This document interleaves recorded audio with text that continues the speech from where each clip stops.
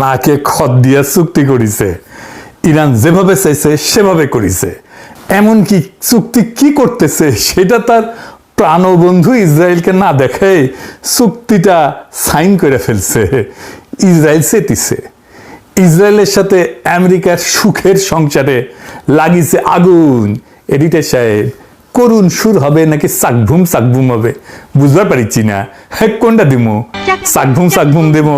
আজাদ দেয় না। $300 বিলিয়ন ক্ষতিপূরণ দিল ইরানকে আমেরিকা। অনেক তালেবর কইছিল ইরান হাইরা যাবে, ইরানের এই রেজিম টিকবে না। আমি বইলা গেছি বারে বারে ইরান হারবে না। আমি শুধু বইলাই যাই নাই, দেখাই দিছি কেন ইরানকে হারাইতে পারবে না আমেরিকা আর ইসরায়েল। বাংলাদেশে একটা প্রবাদ আছে, কাঙালের কথা বাজি হইলে ফলে, পিনাকি কাঙালের কথা বাসি হয়ে ফললো। আমি এই জন্যে ইমাম খামিনিকে মেরে ফেলার পর বাংলাদেশের পররাষ্ট্র মন্ত্রণালয়ের বিবৃতি নিয়ে রজার খলিলের ধুইছিলাম, উনারে তুলাধনা করছিলাম। এডিটর সাহেব তুলাধনার সাউন্ড দেন। উনার জ্ঞান নাকি সুয়ায় পড়ে আন্তর্জাতিক রাজনীতি নিয়ে, ভূ রাজনীতি নিয়ে, জিও পলিটিক্স নিয়ে, পররাষ্ট্র বিষয়। কইছিলাম এটা ইরান মনে রাখবে, কইছিলাম আমেরিকা হারবে আর দুনিয়ার পাওয়ারের ব্যালেন্স বদলায় যাবে। হইল এখন ইরান সামরিকভাবে দুর্বল ছিল, অনেক দুর্বল আমেরিকা আর ইসরায়েলের সম্মিলিত শক্তির কাছে। তাও এই অবিশ্বাস্য বিজয় কেমনে হইল এটা আমরা আজকে বুঝে দেখব। আর আমাদের জন্য এটাতে কি শিক্ষা আছে সেটাও আপনারা বুঝবার পারবেন। 2026-এর 6 মার্চ, বেশি দিন আগের কথা না, কয়েক মাস আগে, ট্রুথ সোশ্যালে ক্যাপিটাল লেটারে একটা পোস্ট দিল টেরাম মামু। 3টা শব্দ, আনকন্ডিশনাল সারেন্ডার, নিঃশর্ত আত্মসমর্পণ। এর কম কিছু না। ট্রাম্প বলল ইরানের সাথে কোনো ডিল হবে না যতক্ষণ পর্যন্ত না সম্পূর্ণভাবে তারা আত্মসমর্পণ করছে। শুধু তাই না, আরো কইছিল আত্মসমর্পণের পর একজন গ্রেট এবং গ্রহণযোগ্য নেতা, অ্যাকসেপ্টেবল নেতা কইছিল, এটা বেছে নেওয়া হবে। মানে কি? মানে ইরানের পরবর্তী সর্বোচ্চ নেতা কে হবে সেটাও ঠিক করবে ট্রাম্প নিজে, ওয়াশিংটন। ট্রাম্প বলছিল তাকে নতুন নেতা নির্বাচনের সময় তার সে থাকতে হবে। আর আজ 18 জুন চুক্তি সই হয়ে গেছে। ট্রাম্প নিজে চুক্তি সই করছে। কোথায় সই করছে জানেন? আল্লাহর কি কাম, ভার্সাই প্রাসাদে, এই ফ্রান্সে এসে, আমার কিছু দূর দূরেই।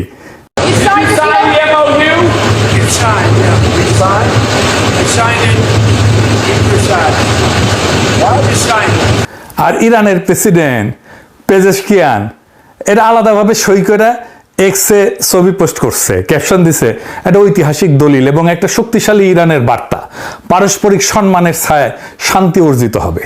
আর এই চুক্তিতে নিঃশর্ত আত্মসমর্পণ শব্দটা কোথাও নাই, বরং কি আছে সেটা আমি আপনাদের লাইন বাই লাইন পড়ে শোনাবো। আর তারপরে আপনারাই বলবেন কে কার কাছে আত্মসমর্পণ করলো। ইরান কেন নেগোসিয়েশনটা তার পক্ষে করতে পারলো সেটা আমি দেখাবো আপনাদেরকে আজকে। প্রথমে দিকে আলোচনাটা দুই পক্ষে কারা চালাইলো।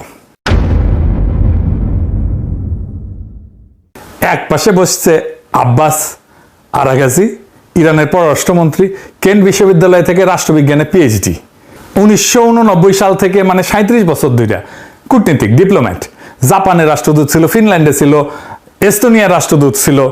ইরান ইরাক যুদ্ধের রক্তে ভেজা প্রজন্মের মানুষ, আমাদেরই প্রজন্মের মানুষ। 2015 সালে পরমাণু চুক্তির অন্যতম স্থপতি ছিল সে। আর অন্য পাশে কারা? স্টিভ উইটকফ আর জ্যারেড কুশনার। দুজনে কি করে জানেন? রিয়েল এস্টেট ব্যবসায়ী, পররাষ্ট্রনীতিতে কোনো অভিজ্ঞতা নাই। কুশনার ট্রাম্পের জামাই, মানে জামাই কোটায় ঢুকিছে, ওই তার সরকারি কোনো পদই কলে নাই।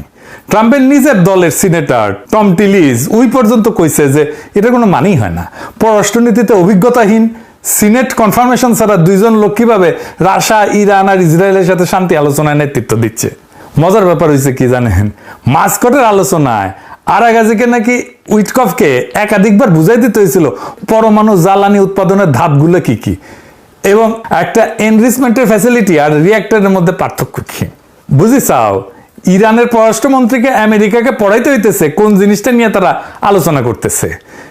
একদিকে 4000 বছরের একটা সভ্যতা যে জানে ধৈর্য কাকে বলে, ইতিহাস কাকে বলে, অন্যদিকে একটা থার্ড ক্লাস ব্যবসায়ী যার কাছে সবকিছু একটা রিয়েল এস্টেট ডিল। ইরান ওই আলোচনাটা চালাইলো কেমনে জানেন? জানলে টাস্কি খেয়ে যাবেন। ট্রাম্প পুরাই ঘুরে গেছে, তাই না? কেমনে ঘুরলো ট্রাম্প? বিশাল একটা ঘটনা আছে। আলোচনার প্রথম রাউন্ডের পর ইরান তার উপদেষ্টা দলে 2 জন সিনিয়র মনোবিজ্ঞানীকে যুক্ত করে। কেন? তারা ট্রাম্পকে স্টাডি করে, তার সাইকোলজি স্টাডি করে, আর তার ভিত্তিতে তারা ট্রাম্পকে বার্তা দেয়। ইরান আমেরিকাকে স্টাডি করেনি, ইরান মানুষটাকে স্টাডি করেছে। তারা বুঝছিল এই প্রেসিডেন্সিটা প্রতিষ্ঠান দিয়ে চলতেছে না, এখন একজন ব্যক্তির মেজাজ দিয়ে চলে। কাজে এই প্রতিষ্ঠানের সাথে লড়াই না করে তারা ব্যক্তির মনস্তত্ত্বকে স্টাডি করলো। ট্রাম্পের মনস্তত্ত্ব যায় না, ইরানের ঠিক কি কি লাভ হইল আসেন সেটা দেখি। ইরানের প্রত্যেকটা বার্তা কাতারে আর ওমানের মধ্যস্থতাকারীদের হাত ঘুরে ট্রাম্পের কাছে পৌঁছাইতো। মানে ইরান জানতো শব্দ বাছাই কতটা গুরুত্বপূর্ণ। ভুল শব্দ মানে ট্রাম্পের চান্দি গরম।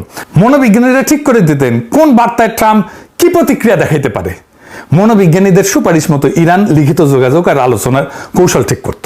আর তারপর থেকেই ট্রাম্প ক্রমাগত ইসরায়েলের উপরে বিলা হইতে থাকে। ইরান ট্রাম্পকে বুঝাইতে পারলো যে ইসরায়েলের নীতি আমেরিকাকে অর্থহীন যুদ্ধে টেনে আনছে এবং এটাতে আমেরিকার ক্ষতি হইতেছে। এটা কাজ করলো। ট্রাম্প নেতানিয়াহুকে পাগল বললো, বিচার বুদ্ধিহীন বললো, গালি দিল। সাইকোলজিস্টরা কইছিল ট্রাম্প চাইছিল এমন একটা বিজয় যা বর্ণনা করা যায়, প্রচার করা যায়, ন্যারেটেবল ভিক্টরি হিসাবে। আর ইরান চাইছিল আত্মসমর্পণ ছাড়া চুক্তি। ইরান বুঝে গেছিল ট্রাম্পের আসলে দরকার বাস্তব বিজয় না, বিজয়ের একটা গল্প। তাই ইরান তাকে গল্পটা বলতে দিছে আর নিজে নিয়ে নিছে আসল জিনিসগুলো। অবরোধ তুলে ফেলছে, নিষেধাজ্ঞা বাতিল, আটকানো সম্পদ ফিরে পাইছে। মানে এটা শুধু একটা বুদ্ধিদীপ্ত কৌশল ছিল না, এটা রেজাল্ট দিছে। একদম গুনে গুনে অঙ্ক কষে মাপা যায় এমন রেজাল্ট দিছে। এবার আসেন দেখি চুক্তিতে কি লেখা আছে। 1 নম্বর দফা, যুদ্ধের তাৎক্ষণিক এবং স্থায়ী সমাপ্তি সব ফ্রন্টে, লেবানন সহ কেউ কারো বিরুদ্ধে কোনো হামলা করবে না। 2 নাম্বার, 2 দেশ একে অপরের সার্বভৌমত্ব, আঞ্চলিক অখণ্ডতাকে সম্মান করবে এবং আভ্যন্তরীণ বিষয়ে হস্তক্ষেপ করবে না। মার্চে ট্রাম্প বলছিল ইরানের পরবর্তী নেতা নির্বাচন করে দিবে, আর জুনের চুক্তিতে আমেরিকা সই করতেছে আভ্যন্তরীণ বিষয়ে হস্তক্ষেপ করবে না। আমরা তোমাদের নেতা ঠিক করব থেকে আমরা তোমাদের আভ্যন্তরীণ বিষয়ে হাত দেব না। বুঝেছেন তো, কুটি থেকে কুটি আসিছে। 4 নম্বর দফা, আমেরিকা নৌ অবরোধ তুলে ফেলবে। 30 দিনের মধ্যে ইরানের আশপাশ থেকে নিজেদের সেনা প্রত্যাহার করবে। আমেরিকা সেনা প্রত্যাহার করবে, অবরোধ তুলবে, এগুলো কারদাবি ছিল ইরানের। তো 6 নম্বর দফা, আমেরিকা আঞ্চলিক অংশীদারদের নিয়ে ইরানের পুনর্গঠনে এবং অর্থনৈতিক উন্নয়নে কমপক্ষে $300 বিলিয়ন একটা সুনির্দিষ্ট পরিকল্পনা তৈরি করবে। যে দেশকে নিঃশর্ত আত্মসমর্পণ করতে বলা হয়েছিল তার পুনর্গঠনের জন্য 300 বিলিয়নের অঙ্গীকার।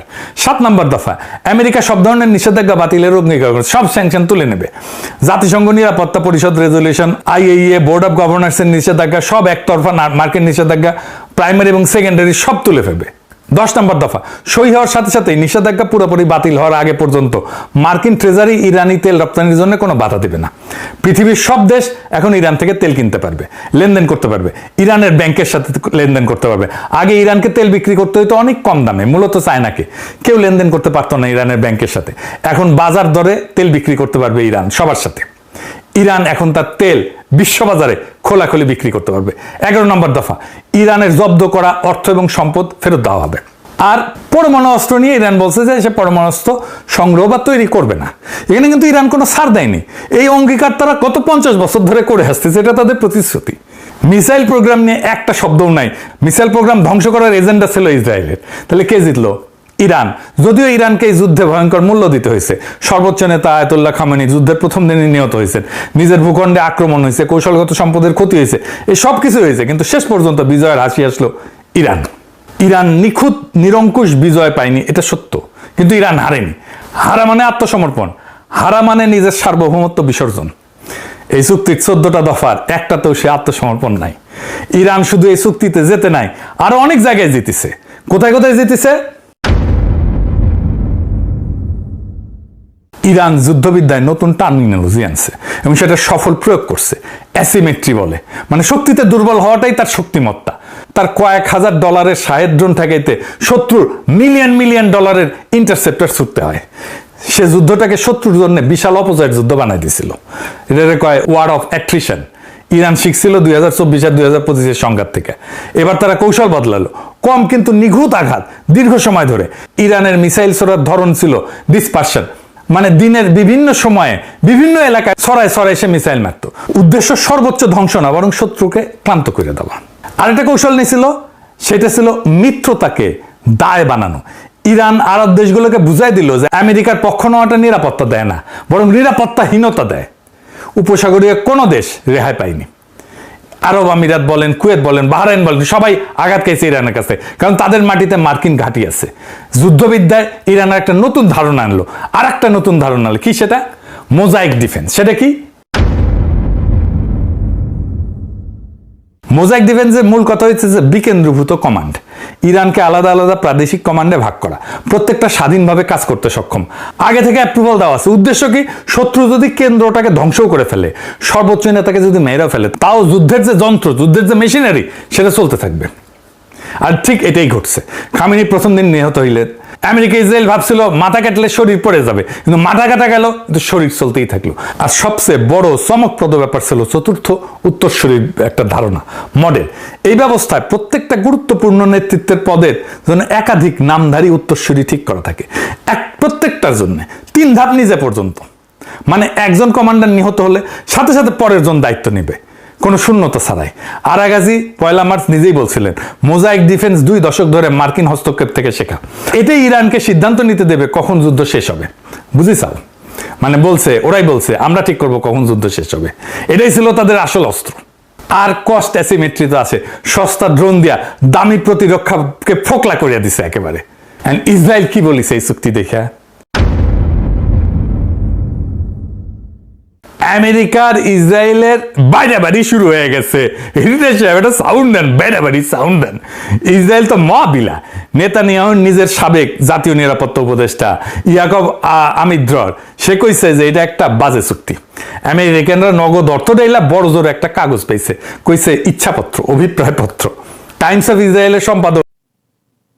প্রিয় দর্শক, আমাদের এই ভিডিওর ভিতরে বর্তমান বাংলাদেশের রাজনৈতিক পরিস্থিতি নিয়ে এবং মূল আলোচনা হয়েছে গিয়ে ইরানের এবং ইসরায়েল ও যুক্তরাষ্ট্র এই যুদ্ধের মধ্য দিয়ে যেই বিজয় ঘোষণা পেয়েছে ইরান, আর কি যুক্তরাষ্ট্র ইরানের কাছে সমর্থন করেছেন এবং ইরানের সেই বিজয় এখন এখানে ইন্ডিয়ার সাথে যে সম্পর্ক ছিল যুক্তরাষ্ট্রের এবং ইন্ডিয়া যে সাহায্য করছিল তাদেরকে, এখন এর কারণে ইন্ডিয়া খুব ভয়তে আছে। ইন্ডিয়া কেন এত ভয়তে আছে সেই নিয়ে বিশ্লেষণ করছে পিনাকি ভট্টাচার্য। তো আর কথা না বাড়িয়ে আপনাদেরকে একটা কথাই বলবো, আমাদের চ্যানেলটির ভিডিও ভালো লাগলে এবং আমাদের চ্যানেলটি সাবস্ক্রাইব করে দিবেন এবং আপনাদের মতামত কমেন্টে জানিয়ে দিবেন।